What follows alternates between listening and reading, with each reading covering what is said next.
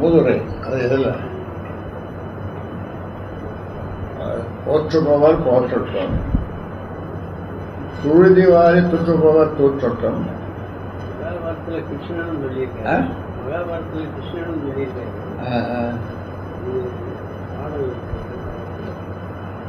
நல்ல பாடல் அது. ஏற்றதொரு கருத்தை என் உள்ளம் ஏற்றால் எடுத்துரைப்பேன், எதற்கும் அஞ்சேன் துஞ்சேன் அப்படின்னு வரும். அந்த மாதிரி தான் இப்படி நினச்ச வேண்டியதுதான். அவருடைய இப்படி செய்கின்றவருடைய தராதரம் அவர்களை இயக்குகின்ற, பின்னால் இருந்து இயக்குகின்ற, காசு கொடுத்து இயக்குகின்ற அவர்களை பற்றி தான் நாம் சிந்திக்க வேண்டும். எப்படிப்பட்ட கொடுமையான செயல்களை அவர்கள் ஊக்குவிக்கிறார்கள், அதற்காக பணம் கொடுக்கிறார்கள், அதற்கான ஒரு கும்பலை தயார் செய்கிறார்கள் என்று நினைக்கும் பொழுது ஒரே வார்த்தை என்னன்னா, நாம் எங்கே போய் கொண்டிருக்கிறோம், நாம் எங்கே போய் கொண்டிருக்கிறோம்? இதுவா வளர்ச்சி? இதுவா முன்னேற்றம்? இது சீரழிவை கொடுக்கக்கூடிய ஒரு பாதை, அழிவை கொடுக்கக்கூடிய ஒரு பாதை. இந்த பாதையை ஒரு கும்பலுக்கு சொல்லிக் கொடுத்து காசு கொடுத்து செய்து கொண்டிருக்கிறார்கள். அது யார் என்ன எப்படி செய்கிறார்கள் என்று எங்களுக்கு தெரியும். ஆனாலும் நாங்கள் நம்ம கௌரவ தலைவரும் நானும் பிறரும் அதற்காக நாங்கள் எங்களுடைய பயணத்தை நிறுத்தப் போவதில்லை. அதன் மூலமாக எங்களுடைய பயணம் இன்னும் வேகப்படும். அதனால் ஏனென்றால் மக்களுக்கு செய்ய வேண்டிய சேவைகள், காரியங்கள், போராட்டங்கள் இதெல்லாம் நிறைய இருக்கு. 10.5க்காக செய்ய வேண்டிய போராட்டங்கள், அதே மாதிரி சாதிவாரி கணக்கெடுப்பு, இதெல்லாம் இந்த மாதிரியான சிந்தனைகள், இதற்கான போராட்டங்கள் எல்லாம் நம்முடைய வருகின்ற 17ஆம் தேதி நடக்கின்ற பொதுக்குழுவில், சிறப்பு பொதுக்குழுவில் இதை பற்றியெல்லாம் பேசுவோம், பேசி முடிவெடுப்போம். எங்கள் பணி இப்படியாக இருக்கும்போது தூற்றிக்கொண்டே இருக்கிற, அதாவது விவசாயிகளுக்கு என்ன பண்ணுவாங்கன்னா, நெல்லெல்லாம் அப்போ கையாலே அடிப்பாங்க. இப்போ இயந்திரம் வந்துருக்கு, கையாலே அடிச்சுட்டு அப்புறம் ஒரு அம்மாரம் போட்டு அது 2-4 பேர் தூற்றுவாங்க, மரத்தால் தூற்றுவாங்க.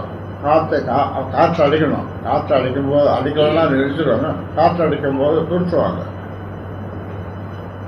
தூற்றும்போது நெல்மணிகள், செந்நெல் மணிகள் தனியாக அழகாக சொன்னாங்க.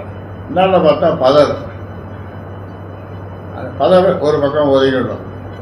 ஆக நான் சொல்றது செந்நெல்களாக மக்களுக்கு பயன்படுகிற அரிசியாக நாங்கள் இருக்கிறோம், பதராக அவர்கள் இருக்கிறார்கள். அந்த பதர் குப்பையில் கொண்டு போய் போட வேண்டியதுதான், கொட்ட வேண்டியதுதான். நீங்கள் சொல்லுவீங்க குப்பையில் போட்டால் எருவோ ஏதோ அது பதறுன்றாங்க. ஆக இந்த பதறுகளை பற்றி நாங்கள் கவலைப்பட்டாலும் அது கவலைப்பட தேவையில்லை. இந்த பதறுகள் தொடர்ந்து இதை செய்து கொள்வார்கள். எவ்வளோ நாள் தான் செய்வாங்க, செய்து போட்டோம். இதன் மூலமாக மக்கள் அவர்களுக்கு உரிய நேரத்தில் உரிய முறையில் பாடம் கற்பிப்பார்கள் என்பது எங்களுடைய. பாலு செய்தியாளர்களை சந்திக்கும் போது நீங்க தேர்தல் ஆணையத்தில் முறையிட்டு இருக்கீங்க, இப்ப உங்க உதவியாளர் மூலமா அந்த மனு குப்பை தொட்டி தான் போகணும் அப்படின்ற மாதிரி பேட்டியில சொல்லியிருக்காரு வழக்கறிஞர் பாலு. அதுக்கெல்லாம் அதுக்கெல்லாம் நான் இந்த மாதிரி நபருக்கெல்லாம் நான் பதில் சொல்ல விரும்பலை, புரியுதா? ஏன்னா பொய்யா பேசுகிறவங்களுக்கு பொய்யை உண்மையாக்க வேண்டும் என்று நினைத்து திரும்ப பொய்யே சொல்லியிருக்கும் போது எப்படி உண்மையாக முடியும்? பொய்யை உண்மையாக்கணும்னு நினைக்கிறாங்க. அதை திரும்ப திரும்ப சொல்லும்போது ஊடகங்கள் மற்றவங்களெல்லாம் பொதுமக்கள்லாம் புரிந்து கொள்கிறார்கள். அதனால் இதுக்கெல்லாம் போய் நான் பதில் சொல்லப்படுவது என்னுடைய தரத்துக்கு. ஐயா, இந்தியாவில் உள்ள பல்வேறு மாநிலங்களில் வந்து வாக்குகள் திருடப்பட்டிருக்குன்னு சொல்லிட்டு ராகுல் காந்தி குற்றச்சாட்டு, தேர்தல் ஆணையம் மீது குற்றச்சாட்டு வச்சிருக்காங்க. ஆதாரத்துடன் குற்றச்சாட்டு வச்சிருக்காங்க. வாக்கு வாக்காளர் பட்டியல்ல வாக்குகள் இது பண்ணணும் குற்றச்சாட்டு சொல்லியிருக்காரு ராகுல் காந்தி. ஐயா, பலர் இறந்ததாக வாக்காளர் பட்டியலிருந்து நீக்கப்பட்டிருக்கிறாங்க. இறந்தவர்கள் அப்படின்னு சொல்லி பலர் வந்து நீக்கப்பட்டிருக்கிறாங்க. இது எல்லா மாநிலத்திலும் செய்கிற ஒரு செயல்தான்.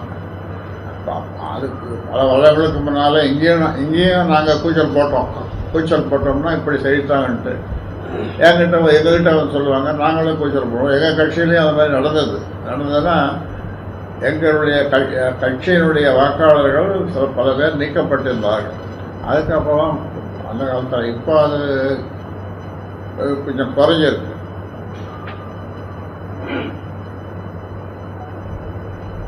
போதுமா? நீங்கள் எல்லாம் கட்டாயமாக 17ஆம் தேதி சங்கமித்ரா திருமணம் கொடுத்துட்டு வரணும். நேரடியாக அழைக்கிறேன் பாருங்க. உங்களை நேரடியாக அழைக்கிறேன் பாருங்கள். அங்கு நடப்பவற்றை பாருங்கள், பேசுவதை செவிமடுத்து கேளுங்கள். அது ஒரு திருப்பு முனையாக அந்த பொதுக்குழு, சிறப்பு பொதுக்குழு அமையும் என்று நினைக்கிறேன். அதனால் உங்களுக்கு இப்பொழுது அது என்ன திருப்பு முனைன்னு கேட்கணும், இப்போவே கேட்கணும் ஐயாவை அப்படின்னு நீங்கள் நினைப்பீங்க. ஆனால் இப்போ நான் சொல்ல மாட்டேன். தமிழகம் திரும்பி பார்க்கக்கூடிய தீர்மானம் அதில் இருப்பதுமா சார்? தமிழகம் திரும்பி பார்க்க முடியல, இந்தியா திரும்பி பார்க்கக்கூடிய தீர்மானம் அதில் இடம்பெறத்துக்கு வாய்ப்பு இருக்கா? ஏதோ பரவாயில்ல, மணி எடுக்கிற இந்தியாவே திரும்பி பார்க்க தீர்மானம். அதான் வாங்க, அங்கே வந்து பாருங்க.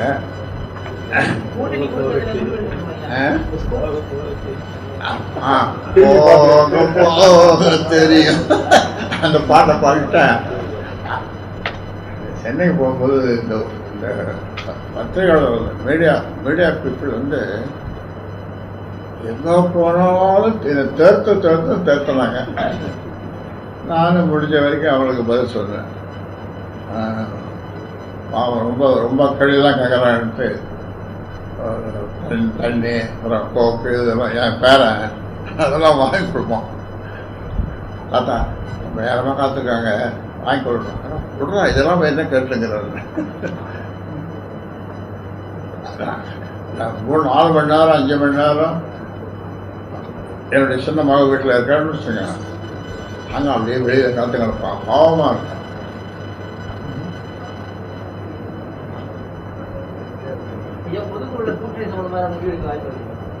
பொதுக்குழுவில் கூட்டணி சம்பந்தமாக முடிவெடுக்க வாய்ப்பு இருக்காங்க.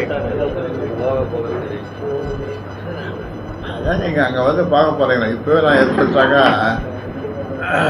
சரியாக இருக்குமா? இங்கே தான் அவங்க வந்து பார்க்க போகிறீங்க, என்ன நடக்குதுன்னு பார்க்க போகிறீங்க. ஐயாவோட சுதந்திர தின செய்தி. நாடு நல்லா இருக்கணும்,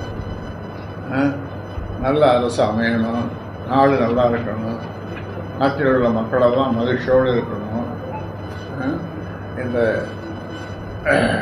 போதை வஸ்துக்களெல்லாம் ஒழியணும், போதை இல்லாத ஒரு தமிழ்நாடு, கஞ்சா இதெல்லாம், அது குறிப்பாக இப்போ கஞ்சா சின்ன பசங்களை ரொம்ப பெருசும் சீரழிக்குது.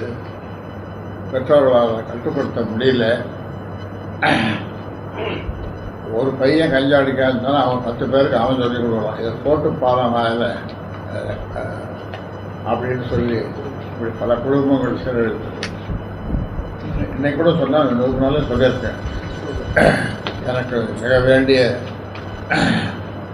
ஒருவர் அவருடைய பிள்ளையை எஸ்ஆர்எம்ல படிக்க வச்சார். அந்த பையன் அந்த பஞ்சாபுக்கு அடிமையாகி இன்னைக்கு வரைக்கும் கிட்டத்தட்ட ஒரு 7 வருஷமா மருத்துவம் பார்க்குறான். ஆனால் சரியாகலை. நல்ல அரசு அமைய வேண்டும் சொல்லி நல்ல அரசு அமைய வேண்டும் சொல்லியிருக்கீங்க.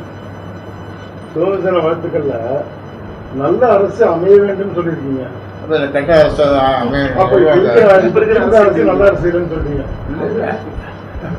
அப்படி அப்படியே நீங்க குதர்க்கமாமா தேர்தலில் வரும்போது அதில் நான் சொல்றேன். இப்போ இந்த அரசை பற்றி நான் சொல்றேன். இந்த அரசை பற்றி நான் சொல்லல. புதுசா தேர்ந்தெடுக்க அரசு நல்ல அரசா இருக்கணும்னு சொல்றேன்.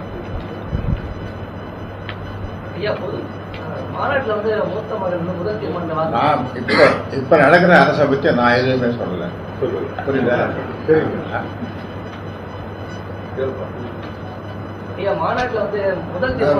நடக்கிற தேர்தலில் ஒரு கட்ட அரசை மக்கள் தேர்ந்தெடுக்கணும் சொல்ல முடியும்.